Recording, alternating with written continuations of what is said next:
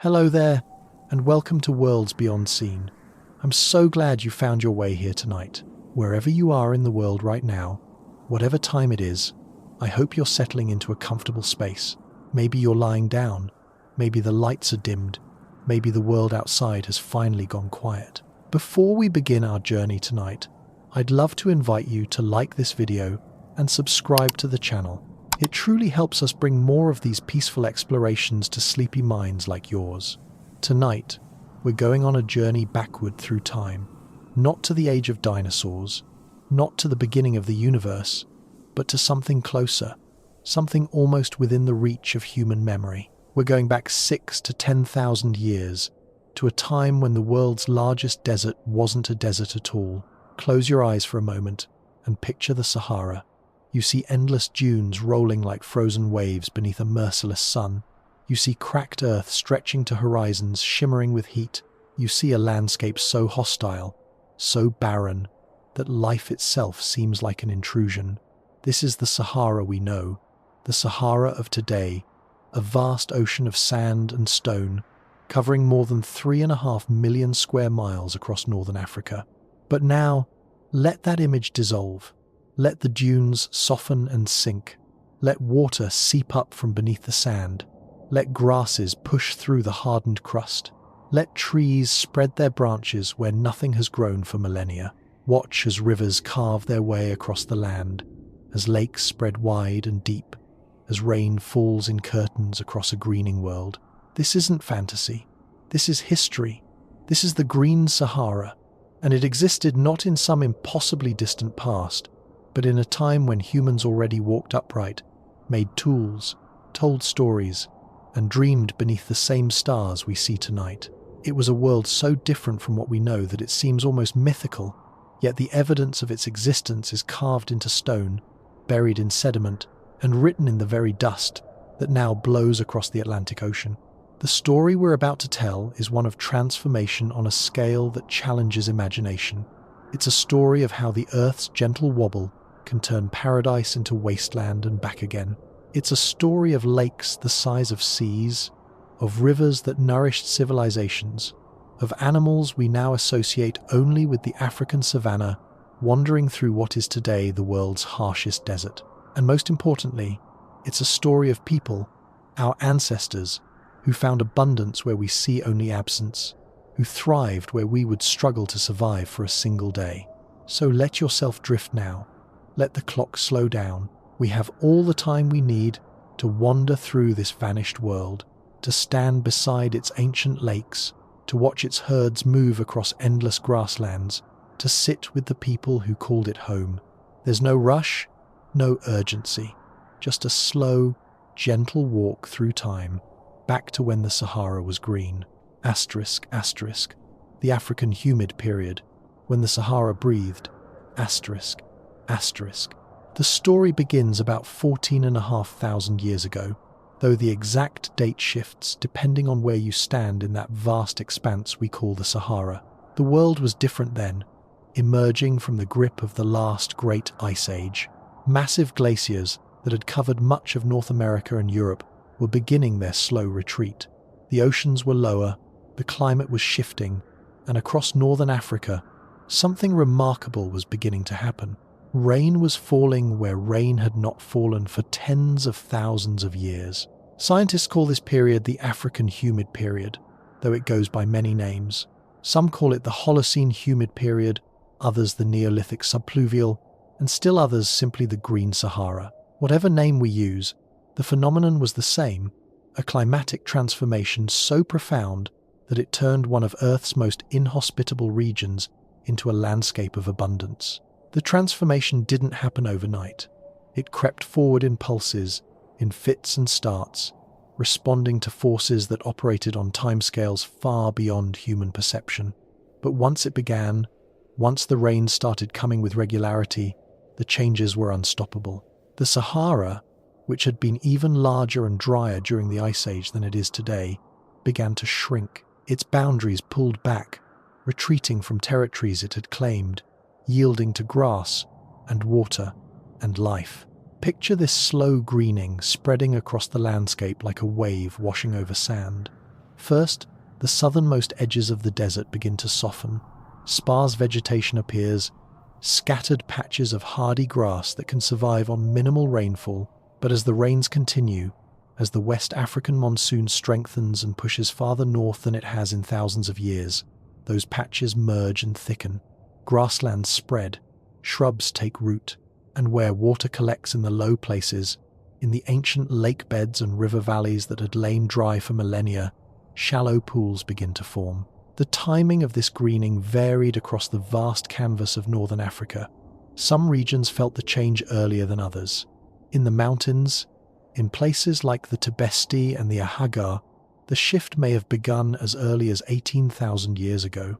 In the Central Sahara, the decisive turn came around 14,500 years ago, coinciding with the end of what scientists call Heinrich Event 1, a period of extreme cold in the North Atlantic. In other regions, particularly in the far north, the humid period established itself more gradually, building slowly over centuries and millennia. But wherever and whenever it arrived, the pattern was similar. First came the rain, then came the water, and then came life, flooding back into regions that had been barren for so long that the very idea of there being anything other than desert seems impossible to us now. The African humid period wasn't a single, unbroken span of wetness. Like all climate phenomena, it had its variations, its dry spells and wet phases. Around 12,800 years ago, during what's known as the Younger Dryas, a cold snap gripped the northern hemisphere and the Saharan rains faltered. The greening paused, perhaps even reversed in some areas, but it didn't end.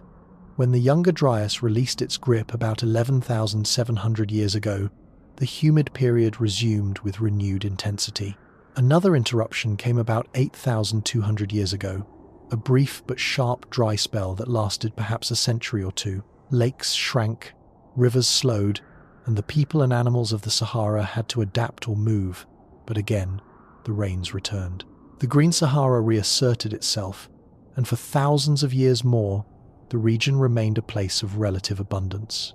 At its peak, roughly between 9,000 and 6,000 years ago, the African humid period transformed northern Africa into something that would be utterly unrecognizable to anyone standing there today. The precipitation levels, while still debated among scientists, were significantly higher than present.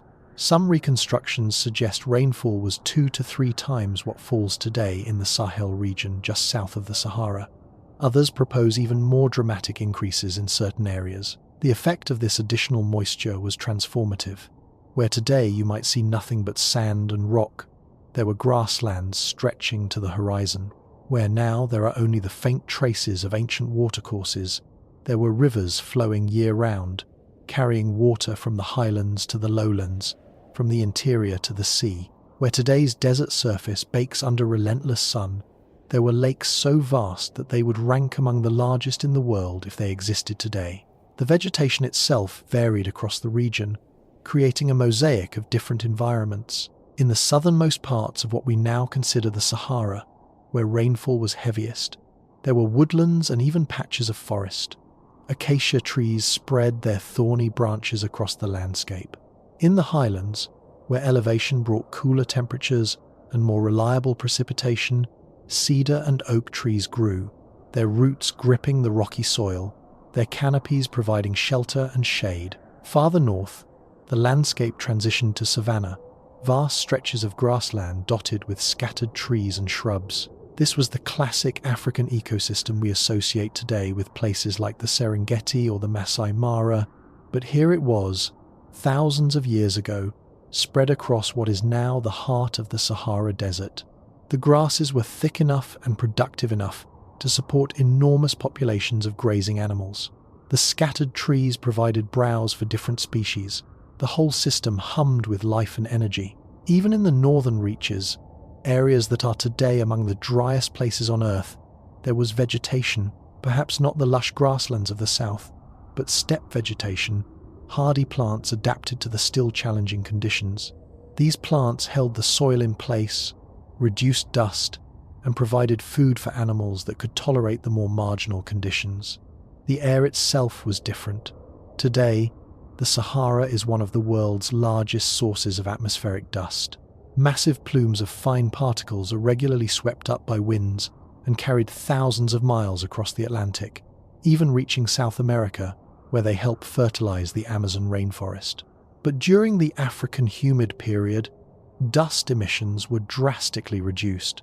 The vegetation cover held the soil in place. The moisture in the air made it harder for dust to become airborne. Scientists estimate that dust levels during the peak of the Green Sahara were only about 1/5 of what they are today. This reduction in dust had effects far beyond the Sahara itself. Dust influences global climate patterns, affects cloud formation, and can even impact ocean productivity. A greener, less dusty Sahara meant changes in weather patterns across Africa and beyond. The monsoon systems that brought the rains were themselves strengthened by the presence of vegetation, creating a positive feedback loop. More rain led to more plants, which led to stronger monsoons, which led to more rain. But perhaps the most important thing to understand about the African humid period is that it wasn't unique. This wasn't the first time the Sahara had greened, and it wouldn't be the last. Over the past several million years, since the Sahara first came into existence, it has undergone this transformation perhaps 230 times or more. Every 20,000 years or so, driven by regular cycles in Earth's orbit, the desert has bloomed and then withered, greened and then browned, in a rhythm as old as the desert itself. Each of these humid periods left its mark. Sediments buried beneath the current desert surface tell of ancient lakes and rivers. Rock layers preserve the chemical signatures of wetter climates, and deep beneath the Mediterranean Sea, layers of organic-rich sediment called sapropels mark the times when the Nile River, swollen with runoff from a wet Sahara, poured fresh water and nutrients into the sea. The humid period we're exploring tonight, the one that peaked between 9,000 and 6,000 years ago, was just one chapter in this long, cyclical story. But it's the chapter we know most about because it happened recently enough that its traces are relatively well preserved. It's the chapter that overlaps with the early history of human civilization in Africa. And it's the chapter that, in its ending, may have played a role in the rise of ancient Egypt and other great cultures along the Sahara's margins. But we're getting ahead of ourselves. Before we can understand how the Green Sahara ended, we need to walk through it.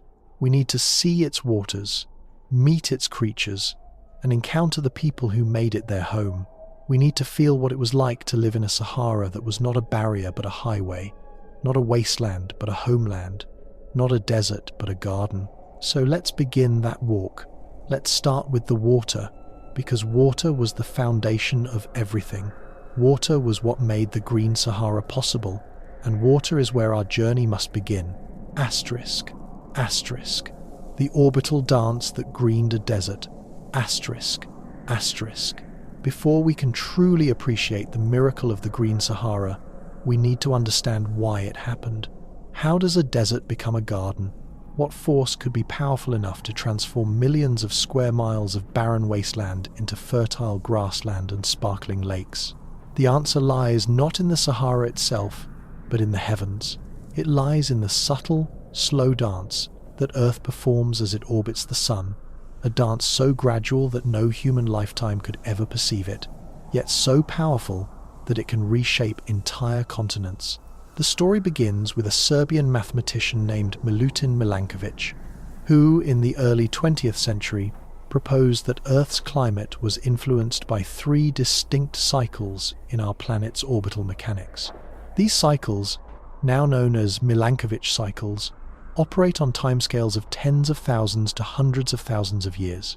Each one subtly alters how much sunlight reaches different parts of our planet and when. The first cycle involves the shape of Earth's orbit around the Sunday. Our orbit is not a perfect circle but an ellipse, and the shape of that ellipse changes over time. Sometimes it's more circular, sometimes more elongated.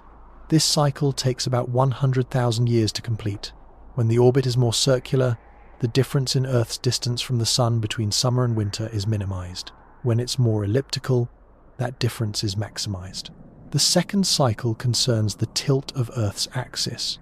Right now, Our planet is tilted at about 23.5 degrees relative to the plane of its orbit, but that tilt is not constant. It varies between about 22 and 24.5 degrees over a cycle that lasts about 41,000 years. A greater tilt means more extreme seasons, more difference between summer and winter. A smaller tilt means milder seasons, but it's the third cycle, the one called precession, that's most important for understanding the Green Sahara. Precession refers to the wobble of Earth's axis, like a spinning top that's starting to slow down. This wobble takes about 21,000 years to complete a full cycle. As Earth wobbles, the timing of the seasons relative to Earth's position in its orbit changes. Sometimes the northern hemisphere's summer occurs when Earth is closest to the sunday. Sometimes it occurs when Earth is farthest from the sunday. This might seem like a small detail, but it has enormous consequences. When northern hemisphere summer coincides with Earth being closest to the sun, those summers are hotter and more intense. The increased solar radiation warms the land surface, particularly in regions like northern Africa, where the sun beats down most directly. Warmer land creates stronger temperature contrasts with the nearby ocean, and these contrasts drive monsoon systems. About 9,000 years ago, Earth's precession cycle was positioned such that northern hemisphere summers were indeed occurring when our planet was nearest the sunday. The extra solar energy hitting northern Africa was only a few percentage points more than today, but that small difference was enough to trigger a cascade of changes. The land heated more intensely. The temperature difference between the hot Sahara and the cooler Atlantic Ocean increased. This temperature gradient pulled moist air from the ocean inland, strengthening the West African monsoon. Winds that today peter out in the Sahel region pushed hundreds of miles farther north, bringing their rainfall deep into what is now the heart of the desert. But the orbital mechanics alone weren't enough to create the Green Sahara. They provided the initial push, the trigger, but other factors amplified and sustained the change. This is where feedback loops entered the picture, turning a modest increase in rainfall into a dramatic transformation of the landscape. As the first rains fell on the parched desert surface, as the first sparse vegetation began to grow, the land itself began to change. Bare sand and rock are very bright, reflecting much of the sun's energy back into space. This is called having a high albedo. But vegetation is darker. It absorbs more sunlight, converting that energy into heat. As plants spread across the Sahara, the albedo decreased. The land absorbed more heat, which strengthened the temperature contrast with the ocean, which strengthened the monsoon, which brought more rain, which allowed more plants to grow. It was a self-reinforcing cycle, a positive feedback loop that amplified the initial changes triggered by Earth's orbital position. Once the greening started, it accelerated. The desert didn't retreat gradually and steadily. It collapsed relatively quickly in some regions, perhaps over just a few centuries, as the feedback mechanisms kicked in and drove the system toward a new state. Vegetation wasn't the only factor. Dust also played a role. As we mentioned earlier, the Sahara today is a major source of atmospheric dust. That dust has multiple effects on climate. It can block sunlight, cooling the surface below. It can also seed clouds, affecting rainfall patterns. During the African humid period, with the land covered in plants, dust emissions plummeted. Less dust in the atmosphere meant clearer skies over the Sahara, which allowed more solar energy to reach the surface, which again strengthened the heating and the monsoon. Even the moisture itself created feedback. More rainfall meant more water, evaporating from lakes and rivers and from the soil. This moisture fed back into the atmosphere, contributing to the formation of more rain clouds. Humid air is less dense than dry air, so a moister atmosphere over the Sahara may have altered atmospheric circulation patterns in ways that further enhance the monsoon. All of these factors work together, transforming a modest orbital signal into a dramatic climate shift. But there was another crucial element: the ice sheets. During the Ice Age, massive glaciers covered much of North America and northern Europe. These ice sheets had a cooling effect on the entire northern hemisphere. They reflected sunlight, they chilled the air above them, and they disrupted atmospheric circulation patterns. Scientists have found that the African humid periods tended to occur during interglacial times, when the northern hemisphere ice sheets were small or absent. The presence of large ice sheets seems to have suppressed the greening of the Sahara even when Earth's orbital configuration was favorable. The ice sheets cooled the atmosphere so much that they countered the effect of the increased summer solar radiation. The monsoon couldn't strengthen because the overall temperature gradient was reduced. But once the ice sheets melted, once the northern hemisphere warmed into an interglacial period, the orbital forcing could work its magic. This is why the most recent African humid period began around 14,500 years ago, at the end of the last ice age. The ice sheets were melting, the world was warming, and Earth's orbit was approaching a configuration favorable for strong northern hemisphere summers. Over the next several thousand years, as the ice sheets continued to shrink and Earth's wobble positioned northern summers at the point of closest approach to the sun, the Sahara transformed. By 9,000 years ago, at the peak of the orbital forcing and with the ice sheets gone, the humid period was at its maximum. Rain fell regularly across regions that today receive virtually none. Rivers flowed, lakes filled, and life, in all its chaotic abundance, returned to the desert. But orbital cycles don't pause. Even as the Sahara was greening, Earth's wobble was continuing its slow progression. Gradually, imperceptibly at first, northern hemisphere summers were occurring later and later in Earth's orbit, moving away from the point of closest approach to the Sunday. The solar forcing was weakening. Summer insolation in the northern hemisphere was declining. For thousands of years, this decline was so gradual that the green Sahara persisted. The feedback mechanisms that had amplified the initial greening now worked to maintain it. The system had settled into a new stable state, and it took more than just a gentle weakening of the orbital forcing to dislodge it. But eventually, inevitably, the decline in summer insolation reached a point where the feedbacks could no longer compensate. The monsoon began to weaken, rainfall decreased, and the green Sahara, which had existed for thousands of years, began its transformation back into desert. This is the beautiful, terrible rhythm of the Sahara. For millions of years, driven by the patient wobble of Earth's axis, the desert has greened and withered in 20,000-year cycles. We happen to be living in a dry phase, but it won't last forever. In another 10 or 15,000 years, if the pattern holds, the orbital configuration will once again favor a strong West African monsoon. The Sahara will green again, lakes will fill, rivers will flow, and perhaps, if any of our descendants are still around to see it, they will marvel at the transformation just as we marvel at the evidence of the green Sahara. But that future greening is speculation. What we're concerned with tonight is the past, the time 6 to 10,000 years ago, when the Sahara was already green, when the orbital cycles had done their work, when the rain fell and the water flowed and the desert bloomed. And the most dramatic, most awe-inspiring manifestation of that water was not the rivers or the scattered pools or even the widespread wetlands. It was the lakes, the vast inland seas that formed in the heart of what is now the world's largest desert. The greatest of these, the one that would have dominated the landscape and shaped the lives of everyone who lived near it, was Lake Megachad. ***, Lake Megachad, a sea in the sand, ***. Close your eyes and imagine a lake, not a pond, not even a large reservoir, but a true inland sea. A body of water so vast that standing on one shore, you couldn't see the other side even on the clearest day. A lake deeper in places than a 40-story building is tall. A lake with its own waves, its own weather patterns, its own ecosystems as complex as any ocean. Now, place that lake in the middle of the Sahara Desert. Place it where today you find only sand and stone and heat. This is Lake Megachad, and 6,000 to 7,000 years ago, it was the largest lake in Africa and one of the largest freshwater lakes on Earth. Lake Megachad covered approximately 360,000 square kilometers at its maximum extent.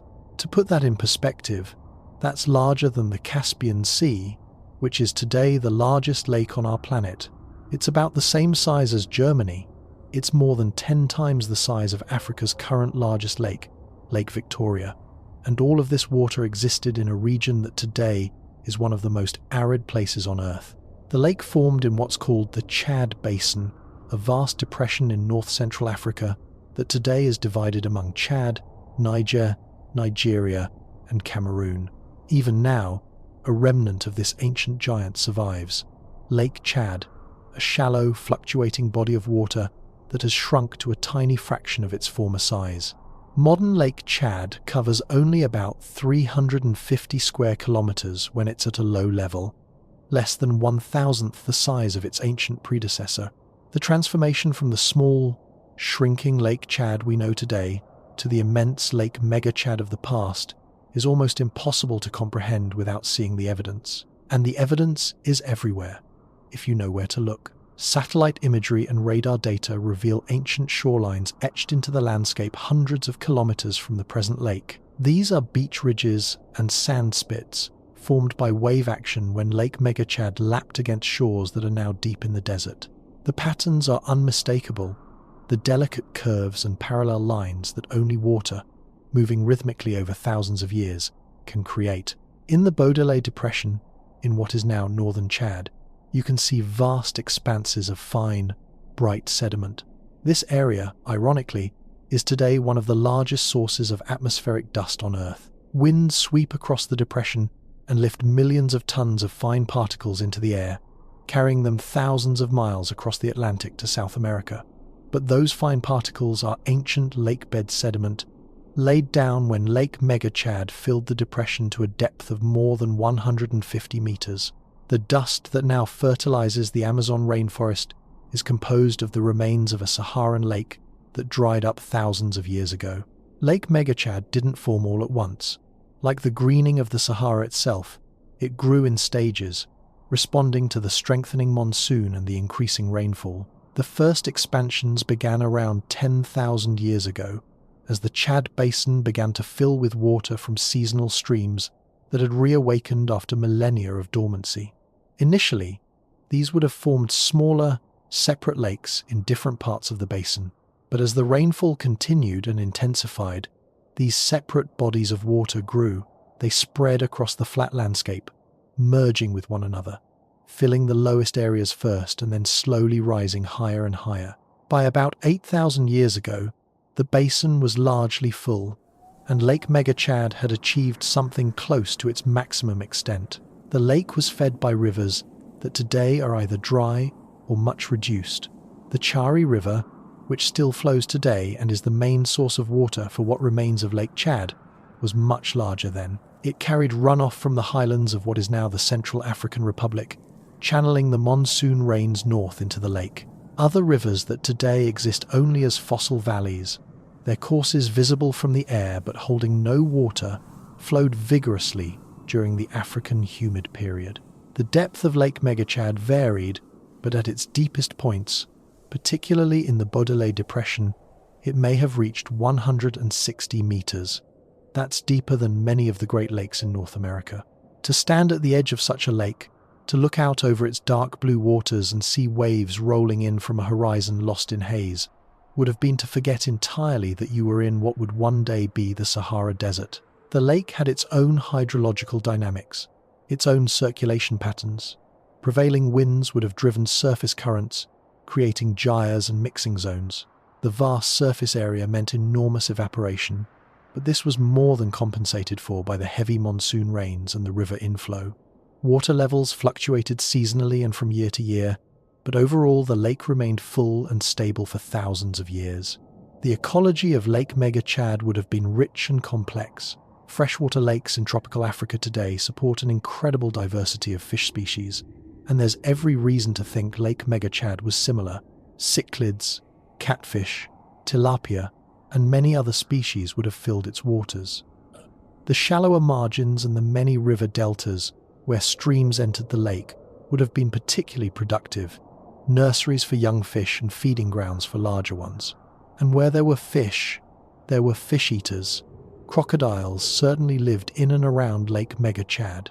We know this from fossil remains found in sediments from the African humid period and from rock art that depicts these formidable reptiles. Nile crocodiles, the species that still lives in parts of Africa today, would have found the lake an ideal habitat. The warm, shallow margins were perfect for basking and nesting. The abundant fish provided ample food, and the sheer size of the lake meant plenty of room for large populations.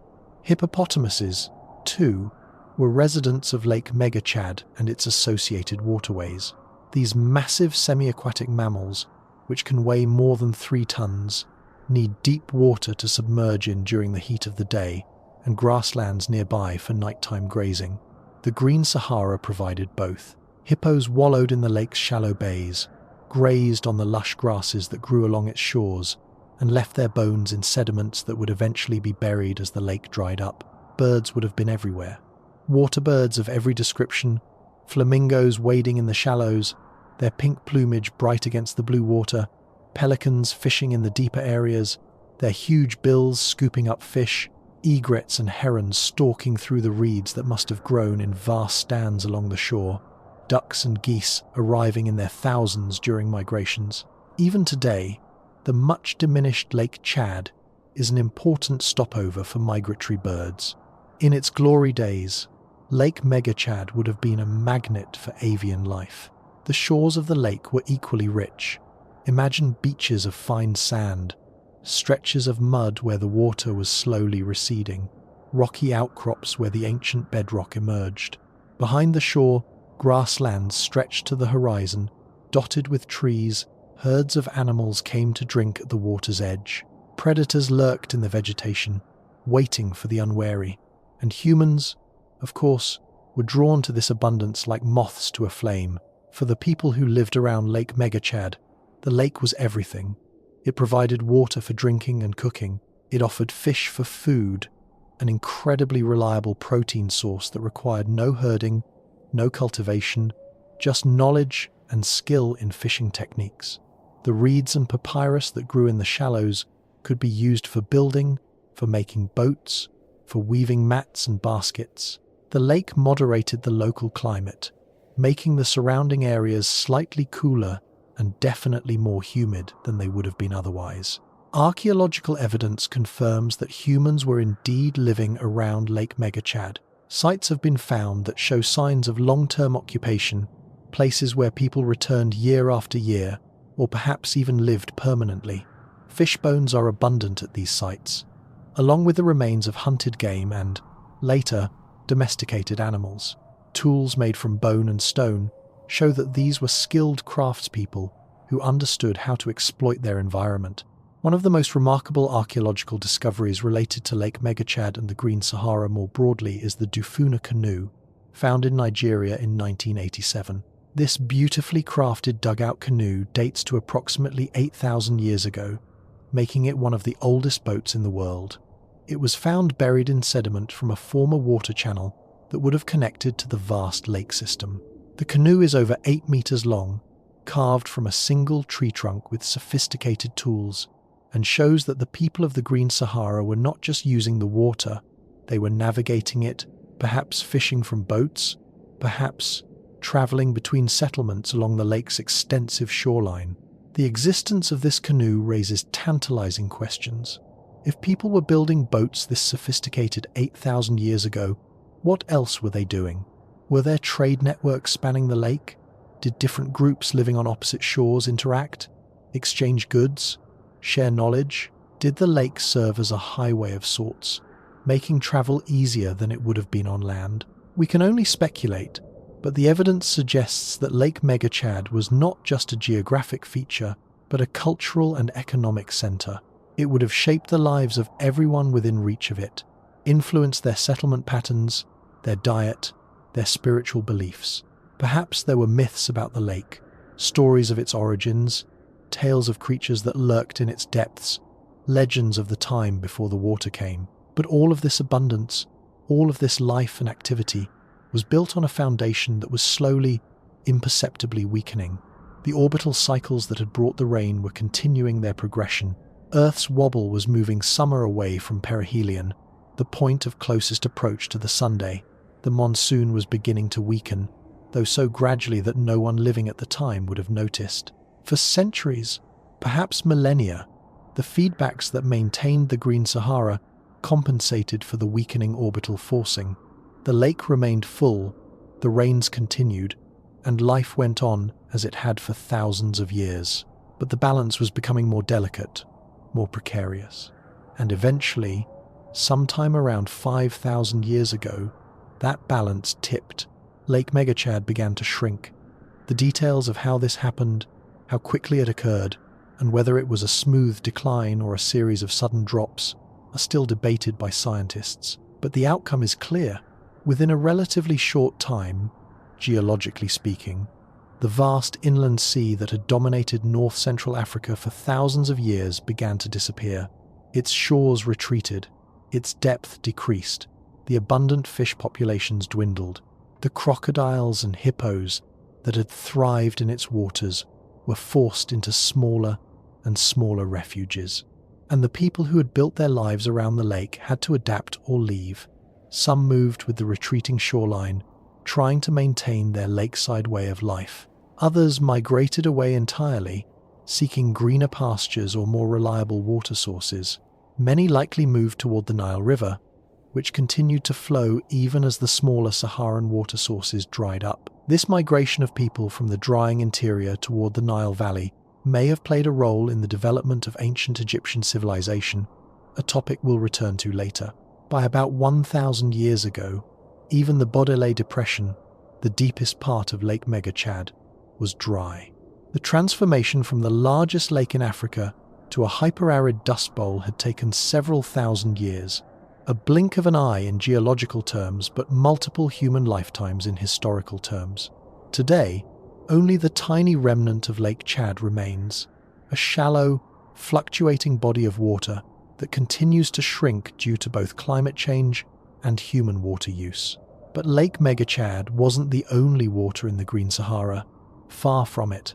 The same forces that filled the Chad Basin also brought water to countless other locations across northern Africa.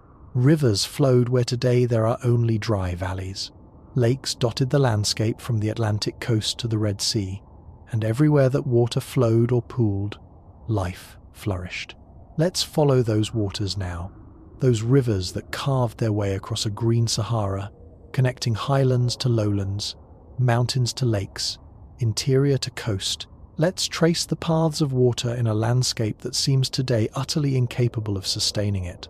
Asterisk. Asterisk rivers that ran where dunes now sleep. Asterisk. Asterisk. Water carves memory into the landscape. Long after a river stops flowing, its course remains, a ghostly trace visible to those who know how to look. The Sahara is crisscrossed with these ghost rivers, ancient watercourses that once flowed vigorously but now lie silent beneath the sand. From satellite images and from radar data that can penetrate beneath the surface, we can see them. Networks of channels, some broad and meandering like the Mississippi, others narrow and straight, cutting through what is now desert. These aren't subtle features. Some of these ancient rivers were major waterways, comparable to the largest rivers in Africa today. One of the most extensive fossil river systems is found in what's now the Eastern Sahara, particularly in Libya and Egypt.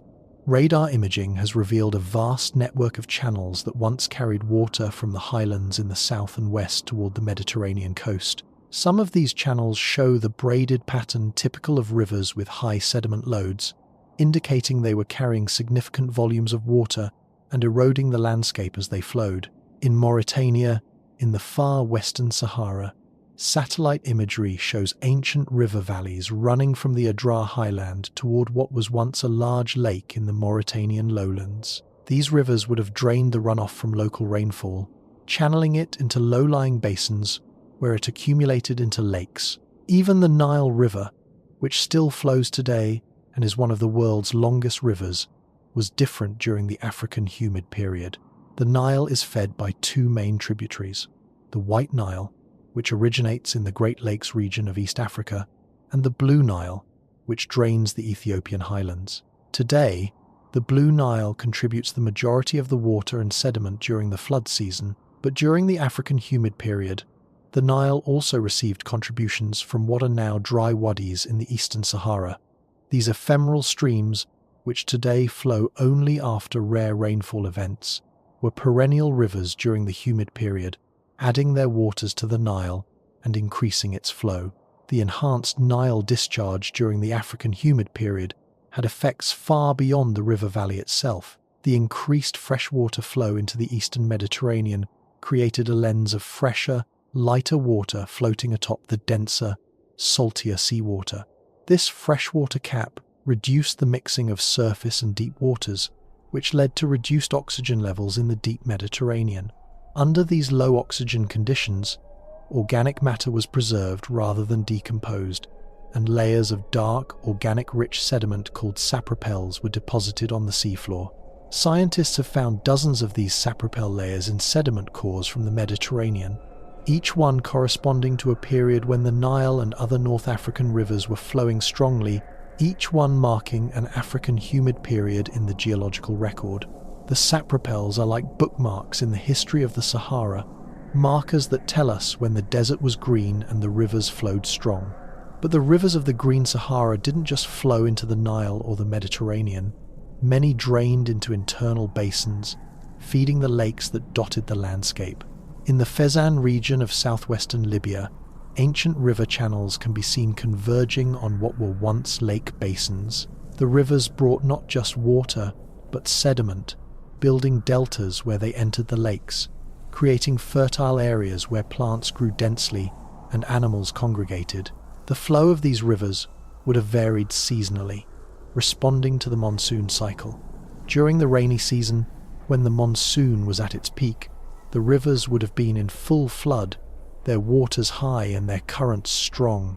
They would have overflowed their banks in places, creating floodplains where nutrient-rich sediment was deposited and where seasonal wetlands formed. These floodplains would have been extraordinarily productive, supporting dense vegetation and large animal populations. During the dry season, the rivers would have subsided, though many would have continued to flow year-round, fed by groundwater and by water stored in the upstream reaches.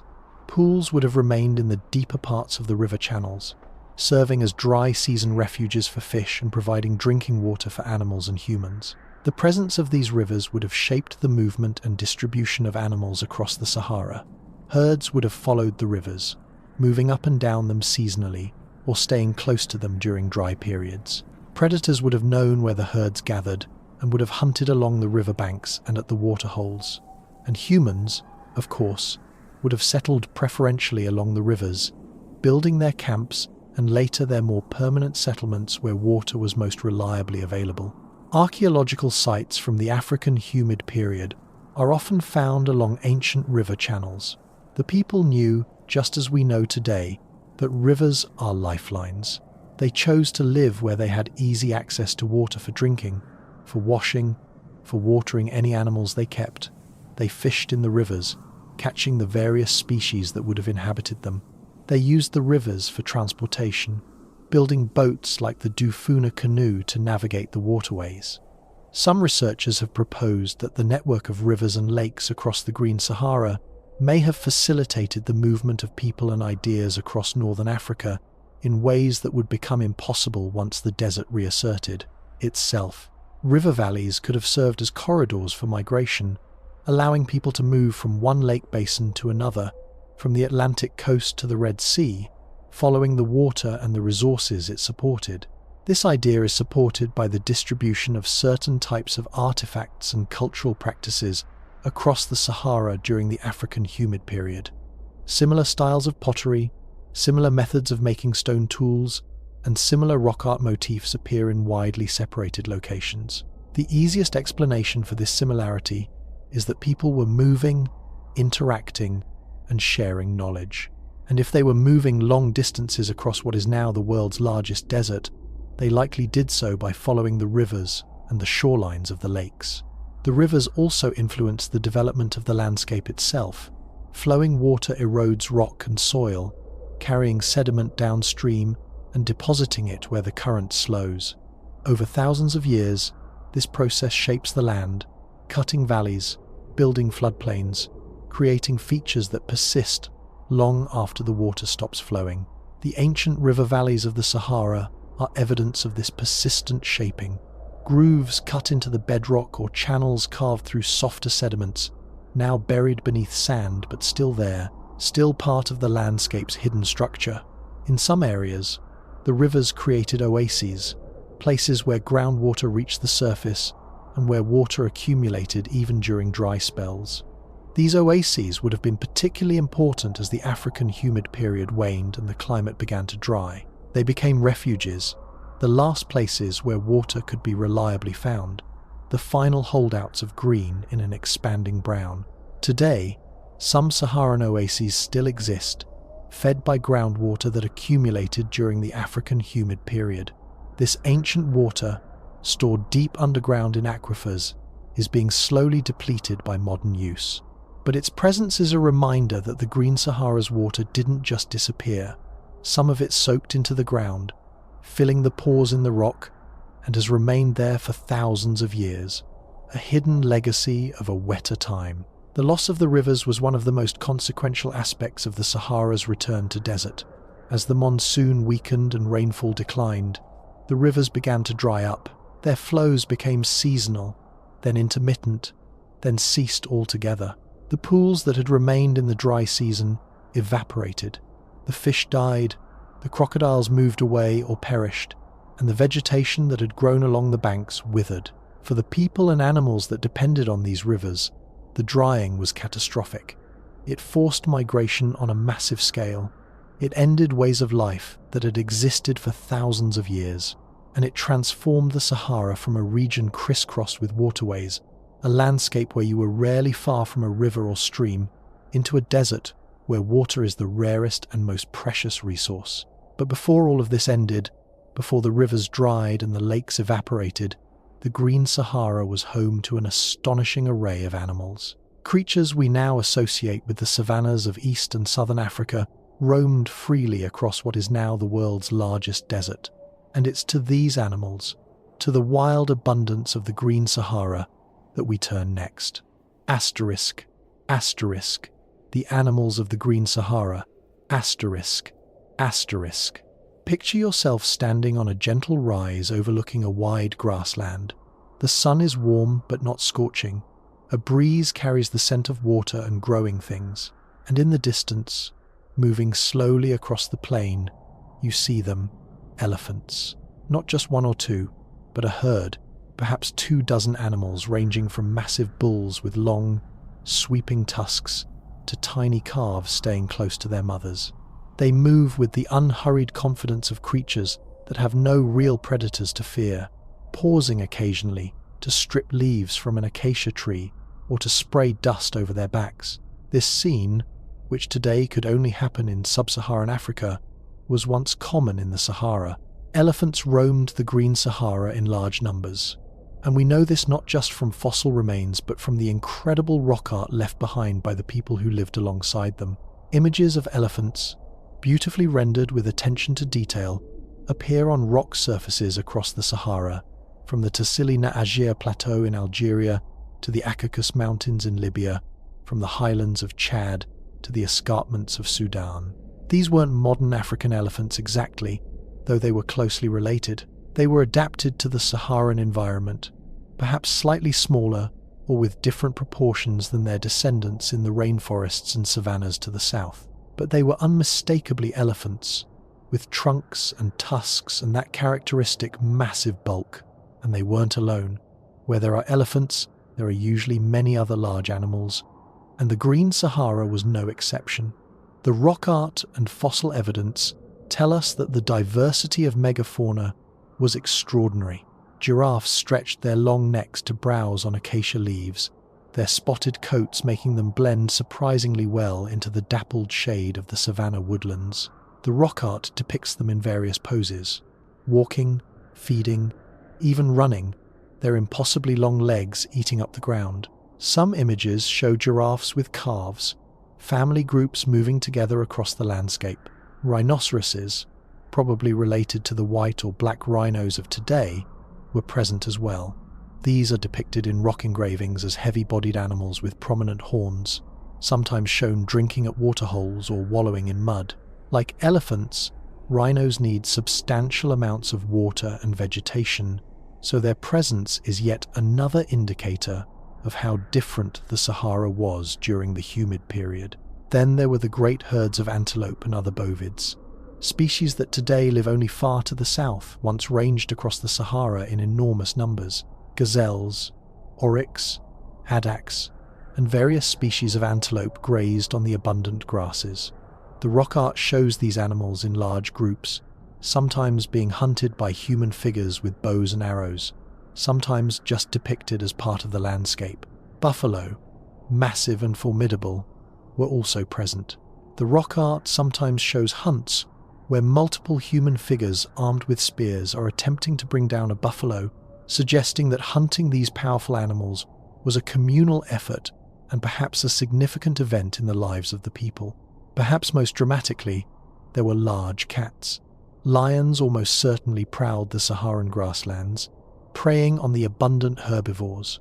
While lions themselves are rarely depicted in the rock art, which may reflect the difficulty of observing these secretive predators or cultural taboos around depicting them, other evidence suggests they were present. Where there are large herds of grazing animals in Africa, there are usually lions. In the rivers and lakes, as we've already mentioned, hippos and crocodiles thrived. Hippos are depicted in rock art from numerous Saharan sites, sometimes shown in what appear to be pools or rivers, sometimes on land. The artist clearly knew these animals well, capturing their characteristic barrel-shaped bodies, small ears, and massive jaws. Crocodiles, too, appear in the art, their long bodies and powerful tails rendered with careful attention to their distinctive shape. For the people of the Green Sahara, these river-dwelling creatures would have been both a source of food, though dangerous to hunt, and a threat to avoid. But perhaps the most evocative images are those of the extinct fauna that once shared the Sahara with these other animals. There are depictions of animals that don't clearly match any living species, creatures that may have been unique to the Saharan environment or that have since died out. Some rock art shows what appear to be large bovids with unusual horn shapes, possibly extinct species or subspecies that adapted to the specific conditions of the Green Sahara. The distribution of these animals across the Sahara would have varied based on habitat. The deepest, wettest areas, where rainfall was highest and vegetation was densest, would have supported the greatest diversity and the highest densities of animals. These were the Saharan equivalents of the Serengeti or the Okavango Delta, places where you could stand in one spot and see dozens of species within a few hours. In drier areas, at the margins of the humid zone, the animal communities would have been sparser but still present. Species adapted to more arid conditions, like oryx and addax, would have been more common here, along with their specialized predators. The seasonal movements of these animals would have created a rhythm to life in the Green Sahara. Many large African herbivores migrate in response to rainfall and the growth of fresh grass. In the Serengeti today, over 1 million wildebeest participate in an annual migration following the rains in a great circular route. Something similar likely happened in the Green Sahara, though we can only speculate about the details. Herds might have moved between the northern and southern parts of the Sahara following the monsoon rains, or between lowland and highland areas, or between different lake basins as water levels fluctuated. The predators would have followed these movements, and the humans, too, would have tracked the herds, timing their own movements to coincide with the migrations. Bird life would have been equally impressive. We've mentioned water birds around the lakes, but there would also have been birds of the grasslands and woodlands. Ostriches, the world's largest birds, almost certainly lived in the Green Sahara. They're adapted to open, arid grasslands and can travel long distances to find food and water. Secretary birds, which hunt snakes and small animals in the grass, may have been present. Various species of bustards, guinea fowls, and francolines would have found suitable habitat. Raptors would have soared overhead, eagles, hawks, and vultures, all taking advantage of the abundance of prey. The vultures in particular would have been important as scavengers, cleaning up the remains left by the large predators and by human hunters. Smaller mammals, though less frequently depicted in rock art, were undoubtedly present in large numbers. Various rodents, mongooses, hyraxes, and other small creatures would have filled ecological niches in the grasslands and woodlands. Primates, including species of baboons and perhaps other monkeys, may have lived in the more forested areas, particularly in the highlands, where rainfall was heaviest. The insect life would have been diverse as well, though we have little direct evidence of this. Where there are large herbivores, there are usually dung beetles to process their waste. Where there are flowers and fruits, there are pollinators. Where there are pools of standing water, there are mosquitoes and other aquatic insects. All of these tiny creatures, invisible in the archaeological record and never depicted in the rock art, were nonetheless essential parts of the ecosystem. The overall picture is one of astonishing richness. The Green Sahara was not just slightly less arid than today's desert. It was a complete ecosystem, as vibrant and diverse as any African savanna you could visit today. Animals filled every available niche, from the largest elephants to the smallest insects, from the fish in the lakes to the birds in the air. And critically, this was not just an ecosystem that supported animals. It supported people. Large numbers of people living in ways that ranged from mobile hunting and gathering to settled pastoralism and perhaps even early agriculture. These people were not just inhabitants of the Green Sahara, they were active participants in its ecology, hunters who shaped prey populations, herders who managed domesticated animals, gatherers who dispersed plant seeds, artists who recorded what they saw. It's to these people, our ancestors, that we must now turn our attention. Who were they? Where did they come from? How did they live? And what can the traces they left behind tell us about life in a Sahara that was anything but a desert? Asterisk, asterisk, the people who lived in paradise. Asterisk, asterisk, they came to the green places when the water returned. Hunter-gatherers from the south, from regions where they had survived the harsh dryness of the Ice Age and the even harsher dryness of the Sahara's maximum expansion. Perhaps some came from the north, from the Mediterranean coasts, or from the east, from the Nile Valley. Wherever their origins, they followed the rain, followed the spreading grasslands, followed the herds that were themselves following the abundance. In the beginning, they were foragers, people who lived by hunting animals and gathering wild plants. Their tools were made of stone, carefully chipped flint and chert shaped into blades, scrapers, and projectile points. They moved frequently, following the game and the seasonal availability of plant foods, carrying everything they owned with them. But gradually, as the Green Sahara stabilized and the resources became more predictable, some of these people began to settle down. They established camps that they returned to year after year, places near reliable water sources where they could be relatively certain that game would be plentiful and plants would grow. These semi-permanent camps are the earliest hints of a shift from pure mobility to something more settled.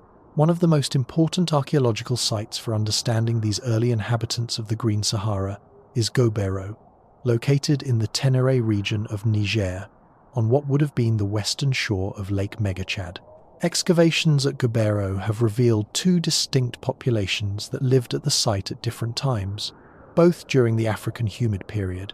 The first were the Kiphians, who occupied the site roughly between 10,000 and 8,000 years ago.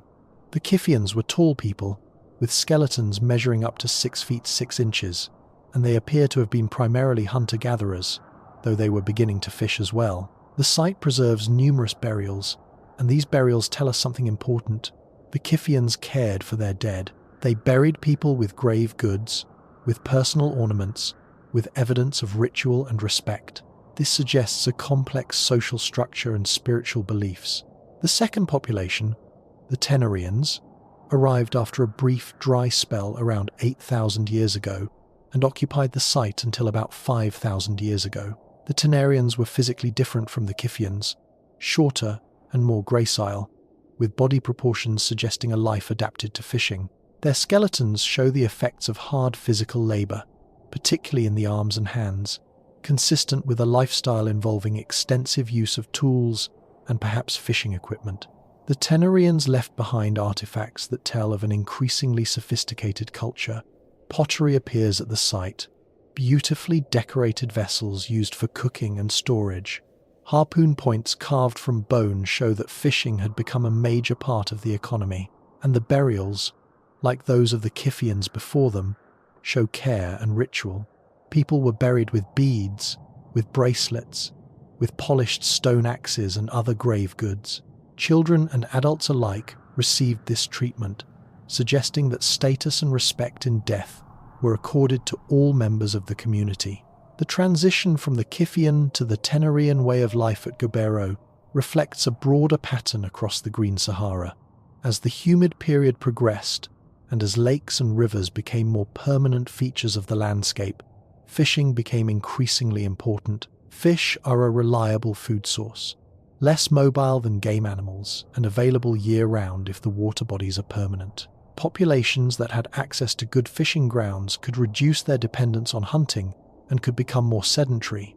But the most transformative change came with the adoption of pastoralism, the herding of domesticated animals. Cattle were introduced to the Sahara around 8,000 years ago, probably from the northeast. From regions where they had been domesticated earlier, sheep and goats followed. These animals didn't originate in the Sahara. They were brought there by people who had already learned to manage them. But once they arrived, they changed everything. Pastoral life offered significant advantages.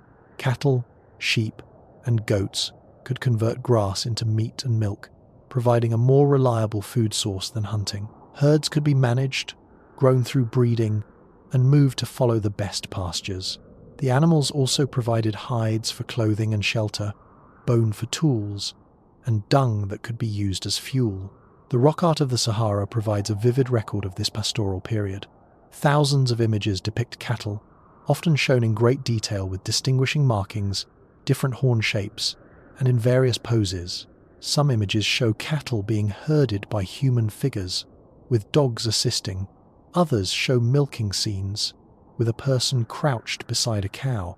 Still others depict what appear to be enclosures or corrals, suggesting that the herders were managing their animals carefully.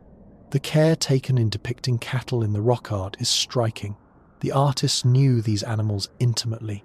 They could distinguish individual animals, they understood their behavior, and they clearly valued them.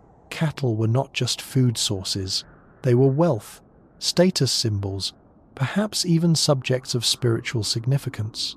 The relationship between pastoral people and their cattle was deep and complex, and this is reflected in the art. Pastoral life also required different patterns of movement than pure hunting and gathering. Herders had to move their animals to fresh pastures and to water sources, but they also had to avoid overgrazing any one area. This led to a form of nomadic pastoralism, where groups would circulate through a territory, moving seasonally between wet season and dry season camps. During the wet season, when rain fell across wide areas of the Sahara and temporary waterholes formed, the herders could spread out, taking advantage of the abundant grass. They might split into smaller groups, each managing a portion of the herd, and range widely across the landscape. During the dry season, they would congregate near permanent water sources, the larger lakes and perennial rivers. Here, competition for resources would have been more intense, but the presence of water allowed them to wait out the dry months until the next rainy season. Settlements from this pastoral period have been found across the Sahara, particularly in the highlands and near ancient lakes. These weren't cities or even large villages, but rather camps that were occupied repeatedly, places where hearths were built, where pottery was made and discarded, where animals were slaughtered and their bones left behind. Over time, as these camps were used again and again, layers of occupation debris accumulated, creating the archaeological sites that modern researchers excavate. The people who lived in these pastoral communities were not isolated. There's evidence of contact and exchange across large distances. Certain types of stone that are only found in specific locations appear in artifacts hundreds of kilometers away, suggesting trade networks. Similar styles of pottery decoration appear across wide areas, indicating shared cultural practices or regular interaction between groups. The Green Sahara during the pastoral period was likely a mosaic of different communities, each following their own rhythms, each adapted to their specific region, but connected through ties of trade, kinship, and shared cultural heritage. Languages would have been diverse, though we can only guess at what was spoken.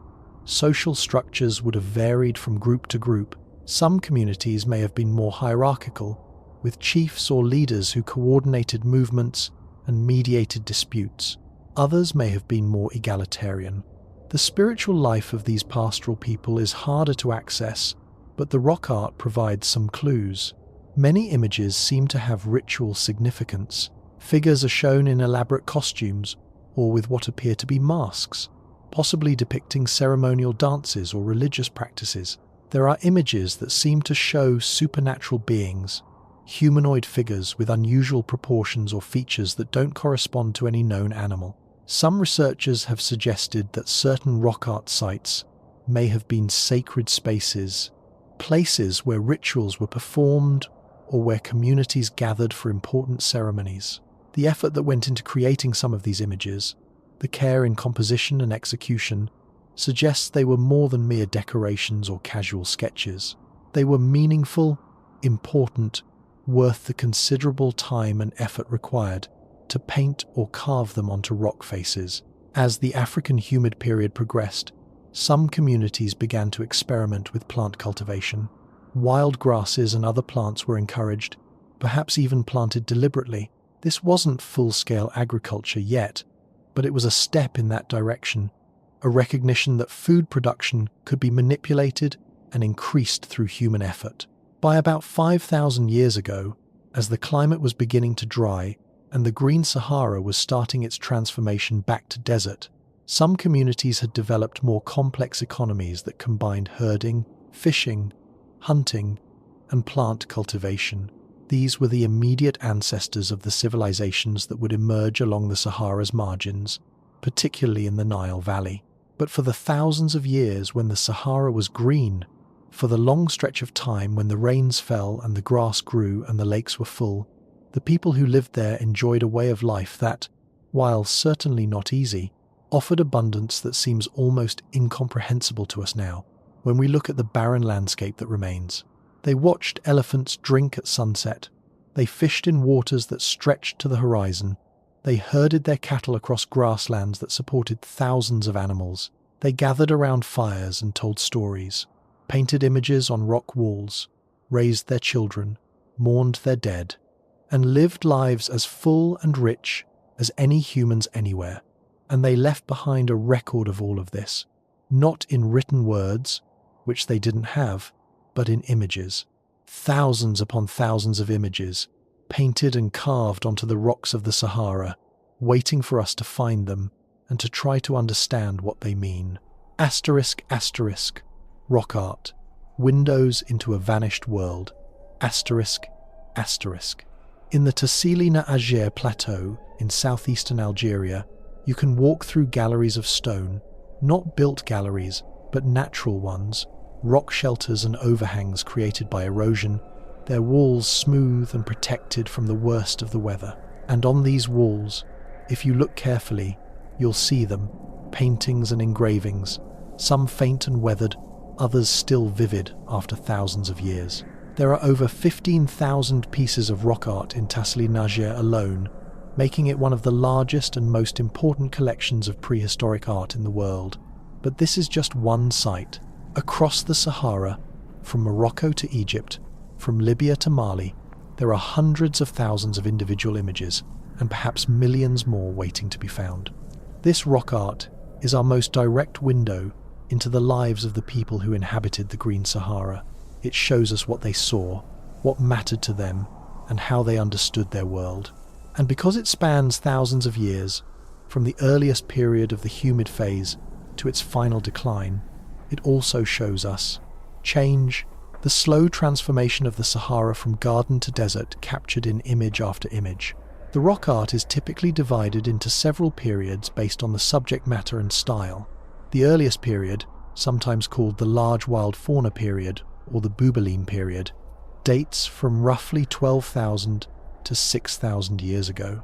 The art from this period focuses on the large wild animals that roamed the Sahara when it was at its wettest: elephants, rhinos, hippos, giraffes, large buffalo called Bubastis, and big cats. The images are often large and carefully executed, pecked or carved into the rock surface with stone tools. The artists who made them had clearly observed these animals closely. You can see individual characteristics, the way an elephant's trunk curves, the distinctive profile of a giraffe's head, the massive bulk of a hippo's body.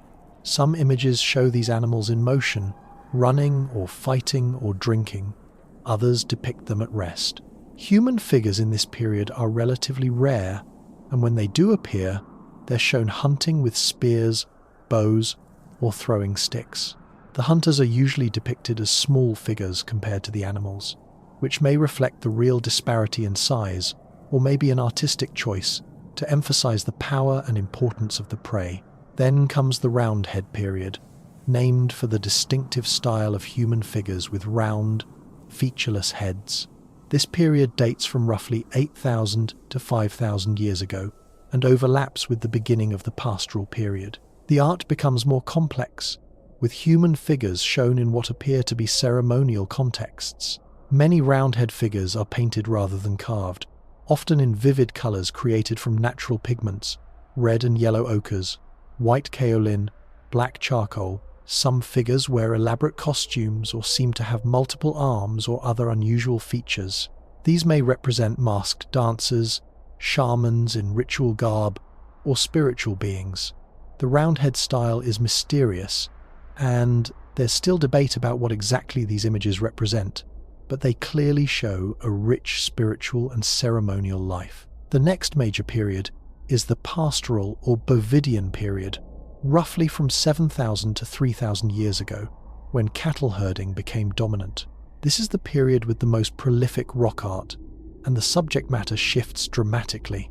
Cattle dominate the imagery, shown in enormous herds, individually with careful attention to different breeds or types, being milked, being herded, and in some cases decorated with patterns painted on their hides.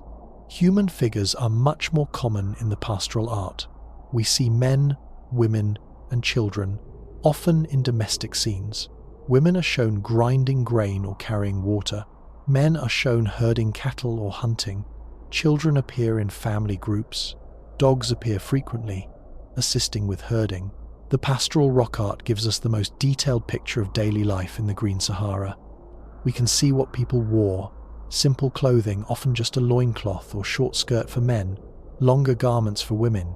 We can see their hairstyles, their ornaments, the tools they used. We can see them dancing in lines, their arms linked, in scenes that suggest communal celebrations. Some of the most striking images show elaborate scenes with dozens of figures and animals, complete compositions that seem to tell stories. There are hunting scenes where a group of hunters is driving animals toward waiting spears.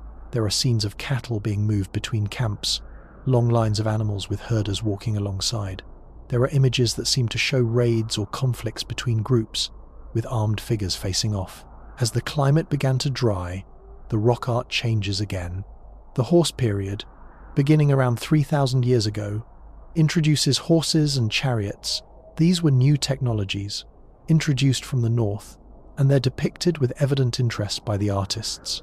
Chariots are shown being pulled by pairs of horses, with a driver standing in the chariot holding reins. Riders appear on horseback, sometimes armed with spears or bows. Finally, there's the camel period, from roughly 2,000 years ago to the present. Camels, the ultimate desert-adapted animals, replace cattle as the dominant livestock. The imagery becomes sparser, the compositions simpler. The lush depictions of the pastoral period are gone, replaced by images that reflect a harsher, drier environment. But what's particularly powerful about the Saharan rock art is not just what it shows, but where it is. Many of the richest sites are in places that are now completely uninhabitable, deep in the desert, far from any water source. To see rock art depicting hippos and crocodiles in locations where nothing can now survive without modern technology is to viscerally understand how much has changed. The art also shows us the end. There are images from the late pastoral period that seem to depict drought and hardship. One famous image, called the crying cows, shows cattle with what appear to be tears running down their faces, a possible symbolic representation of a time when water was becoming scarce and herds were suffering. The rock art isn't just informative, it's beautiful. The artists who created these images were skilled and often innovative. They used perspective, showing animals in three-quarter view rather than pure profile. They depicted motion through the positioning of legs and bodies. They created compositions that balanced multiple elements, grouping figures in ways that guide the eye across the rock surface. They also used the natural features of the rock to enhance their images. A bulge in the rock face becomes the belly of a pregnant cow. A crack becomes the boundary between earth and sky. A naturally dark area is used as the shadow beneath a figure. The artists weren't just painting on the rock, they were working with it, incorporating its natural character into their compositions. Some researchers believe that the locations of rock art sites weren't random. Certain sites may have been chosen because they were near important resources, watering holes or good hunting areas. Others may have been selected for spiritual reasons, places that were already considered sacred or significant. The act of creating the art may itself have been ritualistic, a way of communicating with the spiritual world or with ancestors. There's also evidence that some sites were returned to repeatedly over long periods. Earlier images would be painted over or surrounded by newer ones, creating palimpsests where multiple time periods are represented on the same rock surface. This suggests that these places retained their importance across generations, that they were known sites where art was made as part of ongoing cultural traditions. The preservation of the rock art is remarkable given its age, but it's also fragile. Exposure to the elements causes gradual fading. In areas where vandalism or looting has occurred, images have been damaged or destroyed. Even well-meaning tourism can be harmful if visitors touch the paintings, as oils from skin can degrade the pigments. Organizations like the Trust for African Rock Art work to document and preserve these images, photographing them in detail before they fade further, working with local communities to protect important sites, and raising awareness of the cultural and scientific value of the art. As we look at this art, as we see the careful depictions of animals and people, the scenes of daily life and ritual, the transformation over time from a landscape of abundance to one of scarcity, we're looking at history recorded not in words but in images. We're seeing through the eyes of people who lived thousands of years ago, who looked at the same rocks and the same sky that we see, but who saw a completely different world. The Green Sahara was their world, and they recorded it for us in the only permanent medium they had. And now, thousands of years later, their art remains, weathered, but still present, still speaking to us about a time when the desert bloomed. But the story of the Green Sahara isn't just about what existed during the humid period. It's also about what happened when it ended, about where the people went, and about how the transformation of the Sahara may have shaped the course of human civilization in Africa and beyond. Asterisk, asterisk, the birth of civilization on the Sahara's edge. Asterisk, asterisk.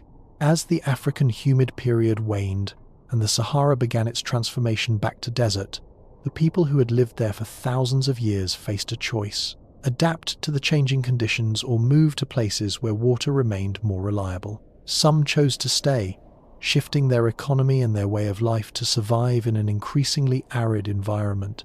They relied more heavily on drought-adapted animals like goats and eventually camels. They developed deep knowledge of where water could be found even in dry seasons, of which plants could survive with minimal rainfall, of how to move efficiently across larger areas to find resources. Their descendants became the desert-adapted peoples of the Sahara, groups like the Tuareg and the Tubu, who still live in the desert today. But many others left.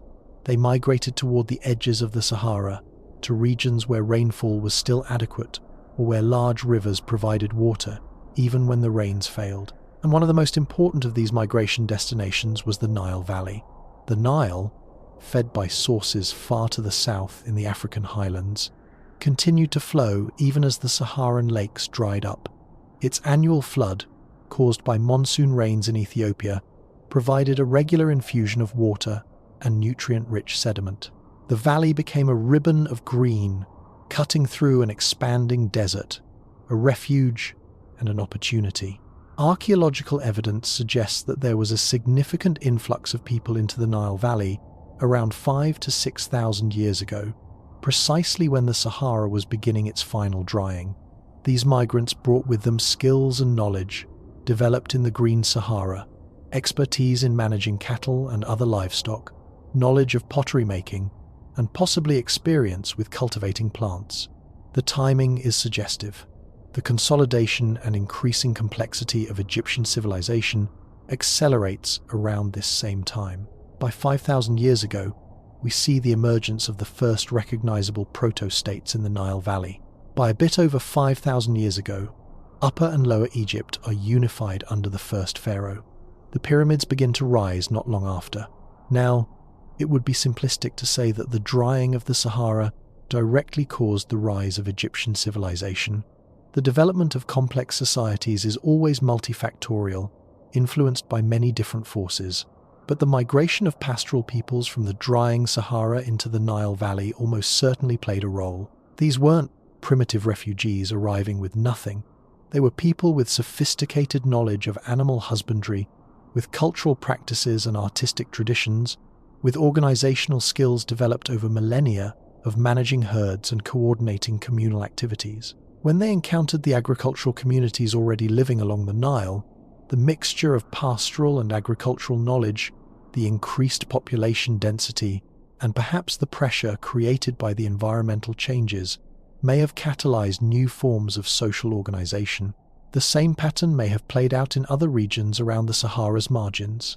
In the Sahel region to the south, in the highlands of Ethiopia to the east, and possibly even in the Maghreb to the north, the drying of the Sahara likely sent waves of migrants outward, people looking for new homes in a changing world.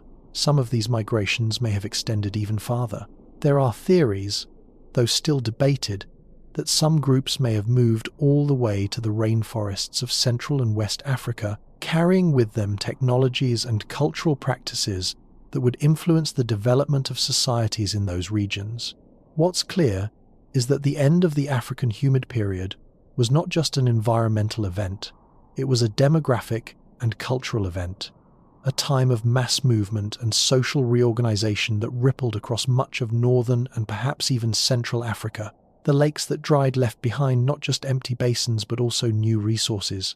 Lake Megachad, as it shrank, left behind deposits of natron, a naturally occurring mineral compound that was valuable for preserving food and for other uses.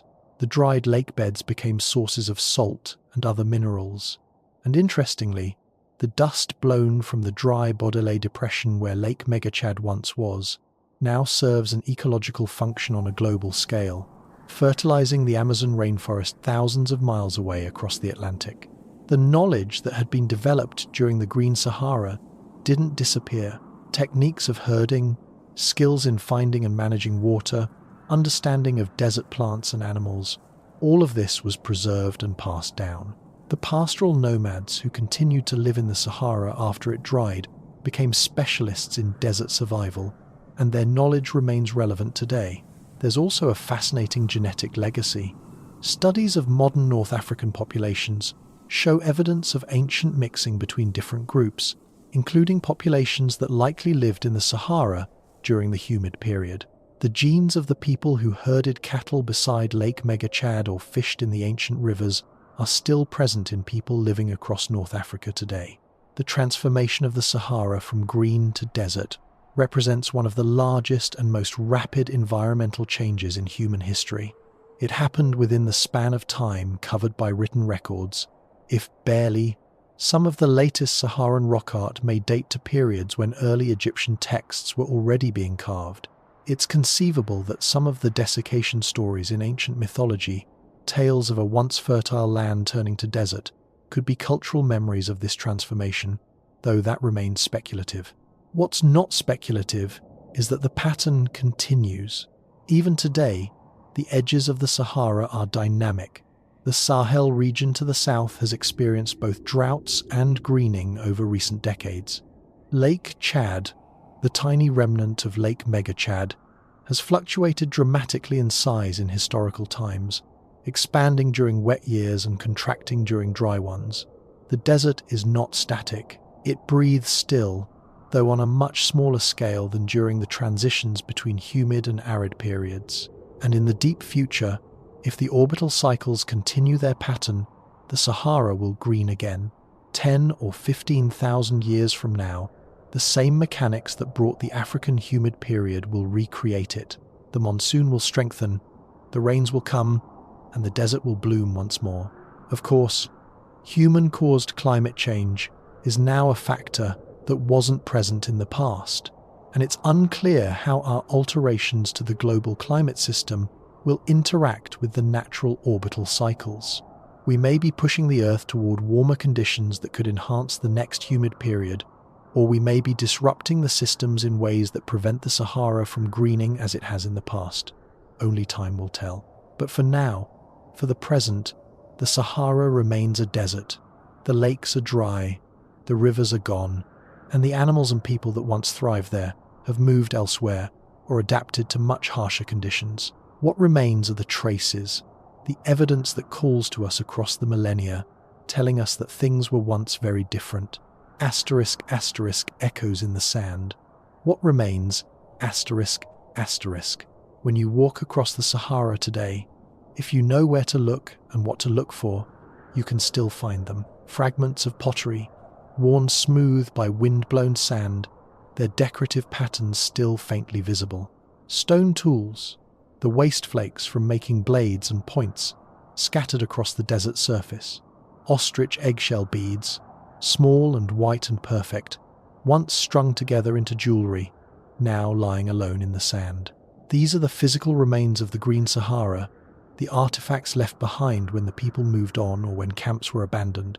They're not dramatic, they don't announce themselves, but once you start seeing them, you realize they're everywhere. A vast, dispersed archive of human presence in a landscape that now seems utterly inhospitable to human life. In places where erosion has cut down through the desert surface, you can sometimes see layers. Darker layers containing organic material, lighter layers of wind-blown sand, all stacked like the pages of a book. Each layer represents a different time, a different climate regime. The dark organic layers, filled with ancient plant matter and the remains of what once lived, are the African humid period frozen in sediment. Buried in the now dry lake beds are sediments that preserve pollen from the plants that once grew around the shores. Scientists can extract this pollen and identify it, reconstructing what the vegetation was like. They find pollen from grasses, from acacia trees, from sedges that grew in wetlands. Each grain is a tiny time capsule, a messenger from the Green Sahara. Fish bones, too, are found in these ancient lake sediments. Species that today live only hundreds or thousands of kilometers to the south once swam in Saharan waters. The distribution of these fish fossils helps scientists map where the ancient lakes were and how extensive they were. Even the sand itself tells a story. The great dune fields of the Sahara, which today seem timeless and unchanging, are actually relatively young. Many of them formed or expanded significantly after the African humid period ended. Before that, the sand was stabilized by vegetation, held in place by grass roots and shrubs. When the plants died and the soil dried, the sand was released and began to move again, building into the massive dunes we see today. Groundwater is another relic. Deep beneath the Sahara are aquifers, vast underground reservoirs of water, much of which accumulated during the African humid period. Radiocarbon and other dating methods show that some of this water is thousands of years old, fossil water from a wetter time. This groundwater supports the few oases that still exist in the deep desert, and it's being tapped by modern wells, though at a rate faster than it can be replenished. The rock art, of course, is the most visible and most moving of the remains. Walking into a site like Tassili Najer and seeing the paintings of elephants and giraffes on the rock walls, knowing that outside those rock shelters there's nothing but desert for hundreds of miles, creates a profound cognitive dissonance. The images are right there, undeniably real, but the world they depict seems like fantasy. And yet, it was real. The evidence is overwhelming. The Sahara was green, was wet, was alive. For thousands of years, it was a place where life flourished, where people thrived, where cultures developed and evolved. The desert we see today is the anomaly, the departure from the longer pattern, though it's the version we happen to know. There are even climatic echoes. The dust that blows off the Sahara today, particularly from the Baudelaire Depression where Lake Megachad once was, is composed of the dried remnants of that ancient lake. The minerals, the diatoms, the fine particles that were laid down when the lake was full, are now being redistributed across the planet. This dust fertilizes the Amazon rainforest, providing nutrients that help sustain one of the world's most important ecosystems. In a strange way, the Green Sahara is still contributing to life on Earth. Even in its absence, scientists continue to study the African humid period using increasingly sophisticated techniques. Climate models are becoming better at simulating the conditions that led to the greening. Computer simulations can now reproduce many aspects of the humid period, though there are still gaps in our understanding. The transition from desert to green seems to have happened more rapidly than the models predict, suggesting there are feedback mechanisms we don't fully understand or haven't properly accounted for. Archaeological work continues as well. New sites are being discovered, new rock art documented, new information extracted from old excavations using modern analytical techniques. DNA analysis of ancient bones can tell us about the genetics and relationships of the people who lived in the Green Sahara. Isotope analysis of teeth and bones can reveal what people were eating and even where they grew up. There's still so much we don't know. The exact timing of the humid period's end varies by region and is still debated. The degree to which humans may have influenced the drying, perhaps through overgrazing or other land use changes, is uncertain. The full extent of the cultural interactions and migrations that occurred as the Sahara dried is still being pieced together. But with each new discovery, the picture becomes clearer. The Green Sahara was not a myth or an exaggeration. It was a real place, a real ecosystem, home to real people and real animals. And understanding it helps us understand not just the past but also the future, because the Sahara will green again. The orbital cycles guarantee it. And when it does, if humanity is still around, we'll have the opportunity to witness one of the most dramatic transformations that our planet is capable of. For now, though, we live in the dry phase. The Sahara is a desert, one of the harshest environments on Earth, but beneath its surface, in its rocks and sediments and scattered artifacts, the memory of the Green Sahara persists, waiting for those patient enough to listen. Asterisk. Lessons from a lost world, asterisk. What can the Green Sahara teach us? Beyond the fascination of knowing that elephants once roamed where now there's only sand, beyond the beauty of the rock art and the romance of ancient lakes, what lessons does this vanished world offer? First, it teaches us about the power of climate to shape human history. The greening of the Sahara created opportunities for human populations to expand into new territories, to develop new ways of life, and to create complex cultures. The drying of the Sahara forced massive migrations, likely contributed to the development of civilization in the Nile Valley and elsewhere, and fundamentally altered the geography of human settlement in Africa. Climate change is not a new phenomenon. The Earth's climate has always varied, sometimes gradually, sometimes abruptly. What the African humid period shows us is that these changes can be dramatic and can occur on timescales that are short enough to matter to human societies. The Sahara didn't green over millions of years. It happened over thousands of years, and the drying may have occurred even more rapidly, perhaps in just a few centuries. This has obvious relevance to our current situation, where human activities are driving rapid climate change. We're already seeing shifts in rainfall patterns, the expansion and contraction of deserts, changes in where plants and animals can live.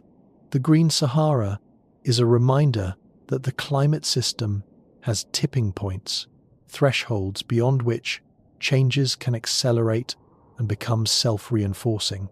The vegetation feedback that helped maintain the Green Sahara also means that its loss, once started, could have been rapid. As plants died, the albedo increased, the surface absorbed less heat, the monsoon weakened further, less rain fell, and more plants died. A vicious cycle that, once triggered, was difficult to stop. We see similar feedbacks in other climate systems today, from Arctic sea ice to Amazon rainforest cover. Second, the Green Sahara teaches us about resilience and adaptation. The people who lived through the drying didn't disappear. They adapted. They changed their economies, their settlement patterns, their ways of life. They moved to new territories. They developed new skills.